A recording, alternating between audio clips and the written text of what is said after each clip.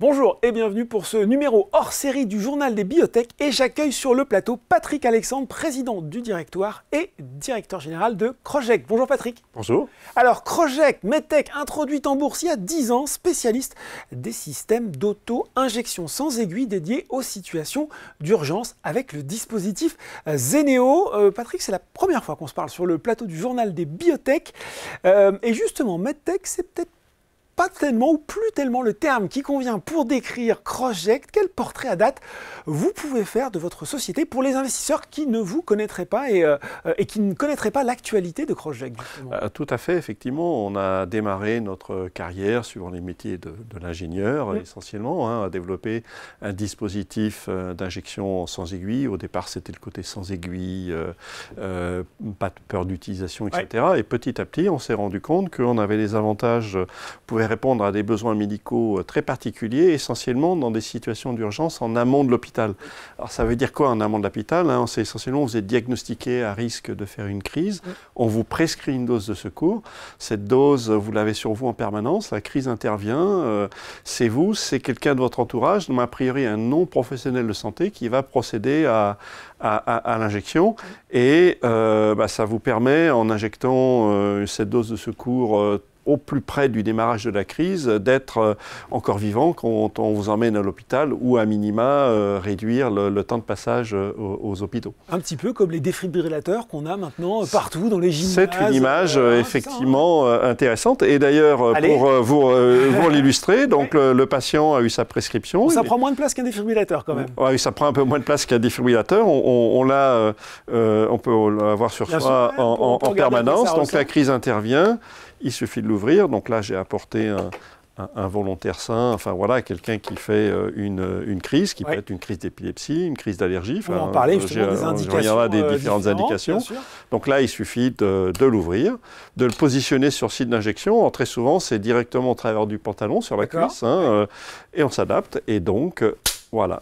En moins d'un dixième de seconde, la totalité de la dose est injectée.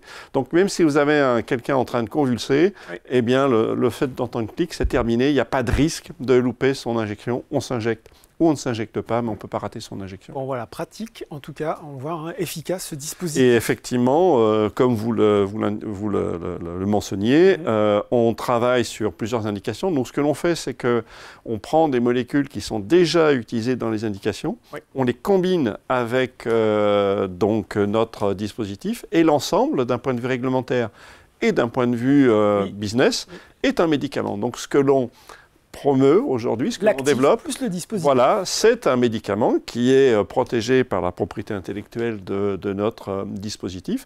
Et donc, Crochec est un établissement pharmaceutique. Donc c'est une pharma, Crochec. Crochec est une pharma, et on dit en bon français specialty pharma.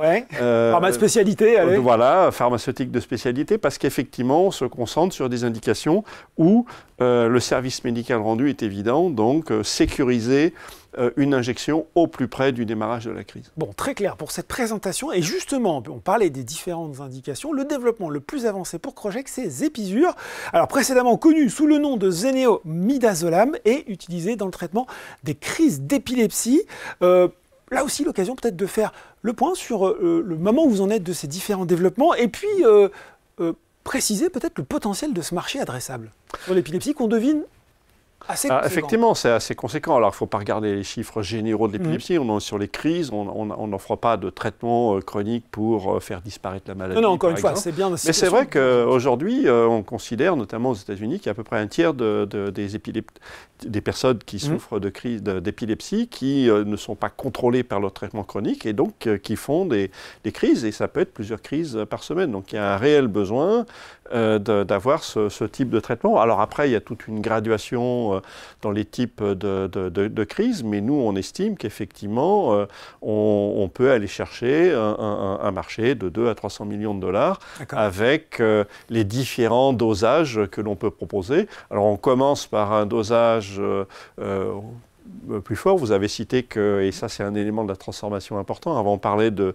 la molécule qu'on met dedans, aujourd'hui on donne carrément le nom commercial du produit.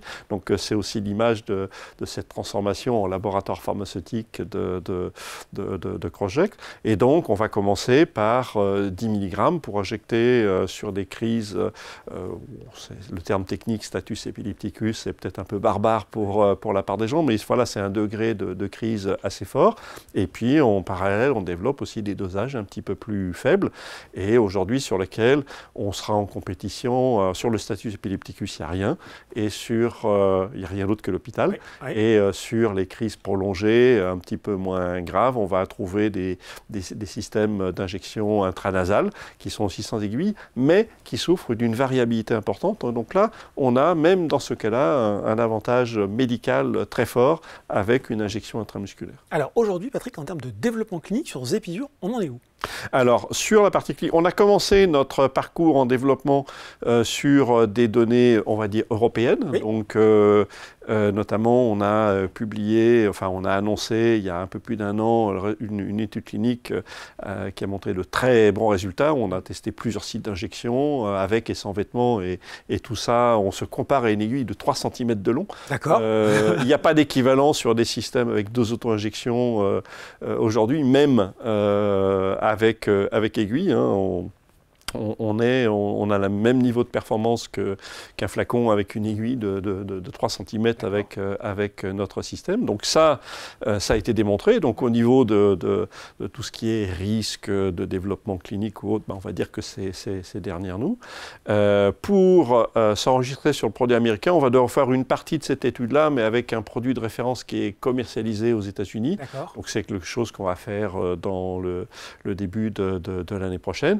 Mais voilà, c'est de la mécanique, entre guillemets, mais qui ne présente pas de risque particulier, parce que ce n'est qu'une petite partie de ce que l'on a déjà réalisé. Alors, début 2025, pour le début de cette étude, vous l'avez dit, aux États-Unis, si tout se passe bien, ce que je souhaite toujours aux gens qui passent sur le plateau du journal des biotech, quand est-ce qu'on pourrait avoir une autorisation de mise sur le marché, et puis peut-être les premiers dispositifs disponibles aux États-Unis? Alors, effectivement, c'est toujours compliqué. Hein, oui, c'est toujours compliqué, et on va rajouter une petite couche dans le cas de Crossject, puisque ce produit contre les crises d'épilepsie peut avoir une utilisation particulière, c'est en cas d'exposition à des produits chimiques de type neurotoxique. Et on va en parler de ça. Et ça, effectivement, c'est dans ce cadre-là que l'administration américaine nous a fait confiance, finalement, a passé un contrat avec nous. Et il se pourrait, logiquement, ça devrait être la première commercialisation dans un cadre particulier qu'on appelle d'utilisation d'urgence dans le cadre de l'État fédéral. Mais on pourrait très bien avoir cette première autorisation spécifique sur le début de l'année prochaine, sur le premier trimestre, donc un petit peu avant de déposer, donc plutôt au milieu la vraie, vraie demande d'autorisation de mise sur le marché. Et puis en Europe, il faut pour intervenir, vous disiez sur le premier semestre de l'année prochaine, quelques mois après la partie urgence, et il faut rajouter quelques mois de plus pour la partie européenne où on a un système qui est un peu plus administré en Europe, donc il faut enregistrer le dispositif, puis le médicament, mais tout ça se fait à partir des mêmes données, sur la même structure, donc il y aura un continuum dans nos activités. Mais effectivement, nous sommes aux portes. Les starting blocks. Voilà, exactement. Justement, moi j'aimerais revenir, vous l'avez dit, sur cet accord avec cette autorité, c'est la Biomedical Advanced Research and Development Authority, avec l'accent s'il vous plaît, on appelle ça la BARDA, ça parle peut-être pas à tout le monde, mais il faut justement revenir dessus parce que c'est une belle signature, si j'ose dire, c'est une belle marque de confiance. C'est une belle marque de confiance. Accord qui date, je crois, de juin 2022. C'est ça, et donc c'est alors d'abord, c'est une marque de confiance formidable. Je ne sais pas s'il y a beaucoup d'entreprises françaises qui ont des contrats de cette importance, puisque globalement, si elles exercent l'ensemble des options, ça peut représenter plus de 150 millions de dollars. Donc c'est effectivement très significatif pour une société comme Crossject financièrement, mais pas seulement, c'est-à-dire qu'on est là pour répondre à un besoin de sécurité nationale. On voit bien que les risques, voilà, c'est en cas d'accident industriel ou en cas d'attaque terroriste avec des produits de type neurotoxique. Voilà, c'est ça, des organophosphorés. Et donc ils ont l'État fédéral, donc c'est l'État fédéral, c'est une partie qui dépend du ministère de la Santé, qui répartissent sur le territoire américain des petits stocks pour pouvoir réagir rapidement en cas d'exposition de la population civile. Et donc, il y a deux volets. Il y a un accompagnement dans le développement réglementaire, donc oui, parce financier. que ce n'est pas que de l'argent. Exactement. Il y a ça, bien sûr. Il y a 30 millions de dollars pour nous aider à enregistrer le produit aux États-Unis.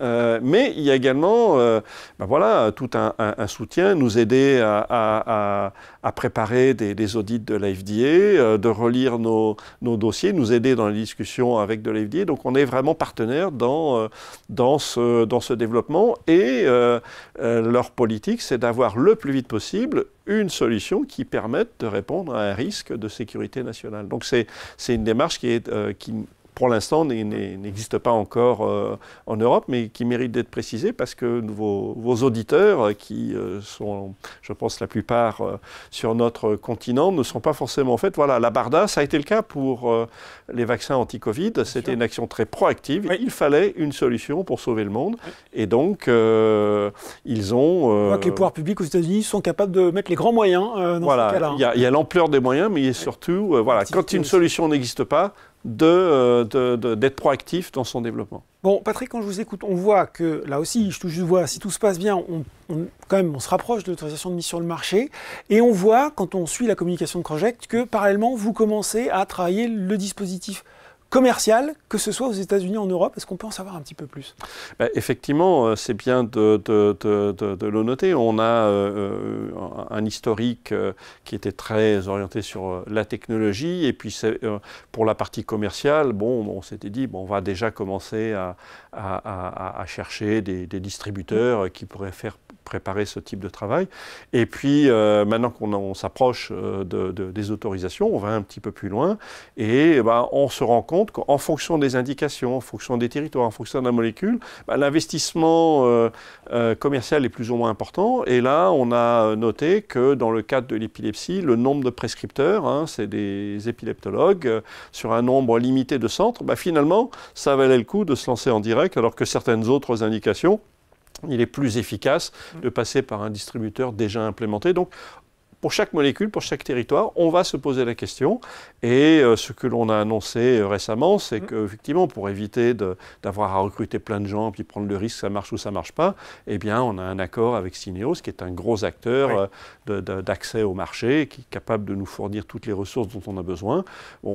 L'idée, c'est de pouvoir disposer de ces ressources, des bonnes ressources au bon moment, et donc au moins pour démarrer. Donc effectivement, vous avez raison, maintenant, Croject rentre dans la phase où on prend notre dimension, nous sommes établissement pharmaceutique, pas seulement dispositif médical, fabricant, et maintenant on se lance dans la partie exploitation. Et oui, et on sait que c'est aussi une étape cruciale à ne pas manquer et qu'il faut s'y prendre tôt. Alors on a parlé effectivement de l'épilepsie, c'est normal, on l'a dit, mais c'est pas le seul projet puisque effectivement, vous l'avez dit, actif plus dispositif, ça donne différentes indications. Il y a deux autres programmes de recherche et développement, zénéo-hydrocortisone et zénéo-adrénaline. On a une ambition, c'est vous qui le dites, c'est pas moi, dépôt d'enregistrement 2025 et 2026. Déjà, rappel rapide de ces indications. Qu'est-ce que vous allez aller chercher dans ce domaine-là? Et puis, une question aussi peut-être plus pratique. Est-ce que vous êtes confiant dans la capacité de mener tous ces chantiers en même temps? Oui, effectivement, c'est une question importante. Et je vous répondrai oui, tout en considérant qu'on a cette priorité qui est de ce produit prêt aux portes, effectivement, qui restera. On ne prendra pas de risque de le retarder pour les autres programmes. Mais pour répondre à votre question, oui, aujourd'hui, on a un portefeuille qui est même plus large que ça. Et on parle des plus avancés, là. Voilà, et des plus avancés parce que justement, on considère que c'est à notre portée de travailler sur ces trois produits. Donc, l'épilepsie en premier, et vient derrière, donc l'hydrocortisone, c'est pour l'insuffisance surrénalienne. C'est une maladie, on ne peut pas vraiment l'appeler rare, mais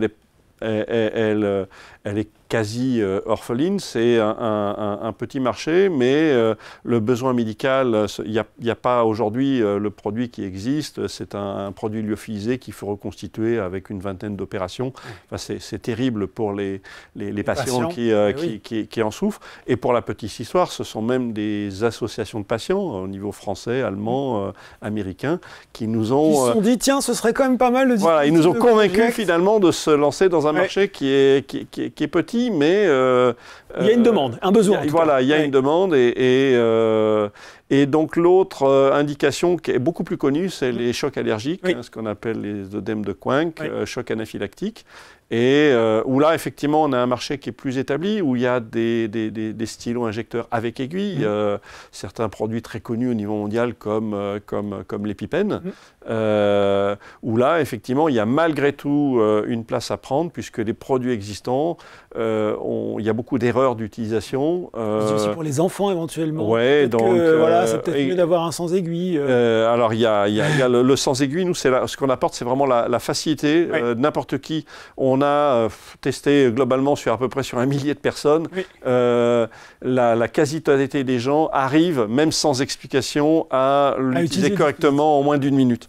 Voilà. Et quand on injecte, je vous ai montré, vous avez vu la démonstration, clic, c'est terminé. Alors qu'un stylo avec aiguille, il faut rester appuyé fort pendant plusieurs secondes. Et ça, en général, c'est mal fait. On peut avoir peur de faire mal, on peut... Exactement. Voilà, il y a plein de choses qui peuvent se passer. Ouais, exactement. De ce côté-là, on apporte une sécurisation. Et donc, sur un marché, et voilà, les stylos injecteurs avec de l'adrénaline pour le choc allergique, c'est plus d'1 milliard aujourd'hui sur ce petit segment de l'adrénaline. Donc, il y a quelque chose à faire.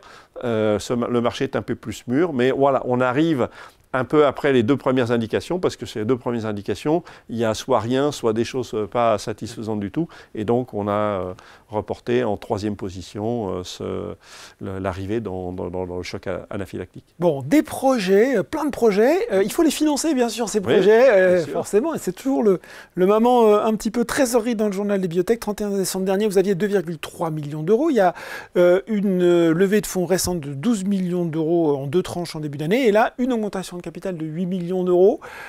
Qu'est-ce que vous pouvez faire avec tout ça ?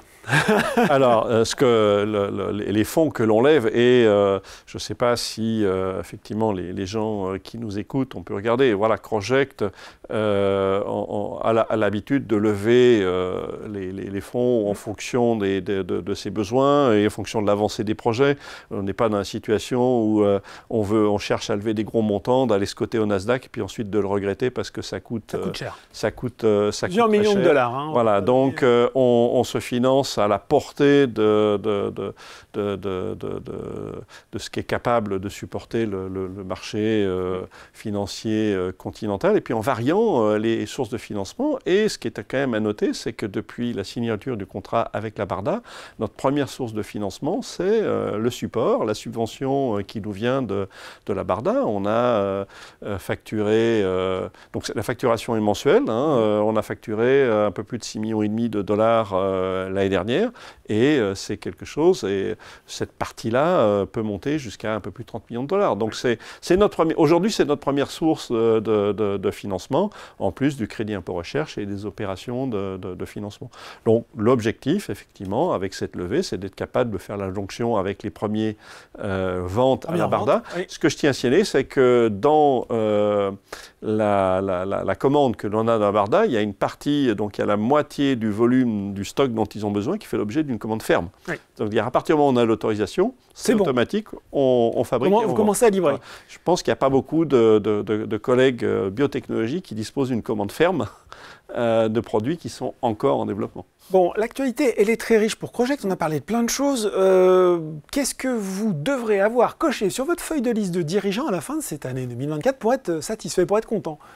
Vous l'avez bien compris, notre feuille de route principale, c'est Zepizur. Donc, c'est les discussions avec la FDA. Donc, c'est avec le soutien de la BARDA. Donc, c'est d'arriver à avoir un dossier soit déposé, dossier soit suffisamment mûr. Donc c'est une photo qu'on va faire avec BARDA et avec FDA à la fin de cette année. Et on sera fiers si on est capable de dire voilà, le jalon important. Voilà, le jalon, soit il est passé, soit on a une date précise. Et ce qui change grandement la visibilité pour nous déjà, et j'espère vis-à-vis pour les gens qui nous suivent, c'est que